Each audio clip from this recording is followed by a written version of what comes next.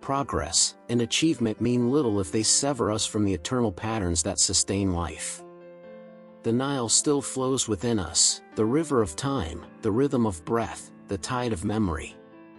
To live without reverence for these cycles is to dry the riverbed of the soul. To live with awareness is to let its waters renew us endlessly. The transformational call, then, is simple yet vast: awaken. Awaken to the symbolic dimension of your own existence. Awaken to the code that pulses in your heartbeat, that shines in the stars, that whispers in silence. Awaken to the fact that you are not a bystander in the cosmos but a participant, a hieroglyph of living light, a traveler in an eternal temple that is both within and beyond you. Once you awaken, live as if every action carries weight, for it does. Live as if truth matters, for it always has. Live as if you are eternal, for you are. In doing so, you do not simply honor Egypt's wisdom, you continue it. The code is no longer confined to stone walls or ancient scrolls, it breathes through you. Each act of balance, each moment of renewal, each recognition of life's symbolic depth keeps the code alive. You become the continuation of a lineage that stretches beyond nations, beyond time, beyond history itself. You carry within you the same spark the Egyptians sought to cultivate, the awareness that life is sacred, death is passage, and consciousness is the eternal voyager. And so, as we close this exploration, let us return to the promise with which we began, that once you see this code, your consciousness will never be the same. It is not a promise of easy answers, but of awakened vision. It is not an invitation to escape the world, but to see it in its fullness, both surface and depth, both chaos and order, both mortal and eternal. If you accept this invitation, then the temple is no longer a distant ruin, it is your very life. The hieroglyphs are no longer locked in stone, they are written in your experiences, awaiting your recognition. The code is no longer hidden, it is revealed in every moment you choose to see. Step forward, then, not as a spectator of ancient mysteries, but as a bearer of living truth. Carry the code in your heart, weigh it against the feather of Ma'at in every choice, and let it guide you through the underworlds and dawns of your journey. In doing so, you become not only a seeker of wisdom but a living expression of it. And when others look into your life, they too may catch a glimpse of the code and feel their consciousness shift, as if remembering something long forgotten. This is the true legacy of Egypt, not stone and sand, but transformation. And now the code rests with you. What you do with it will ripple far beyond this moment, into the unseen chambers of eternity.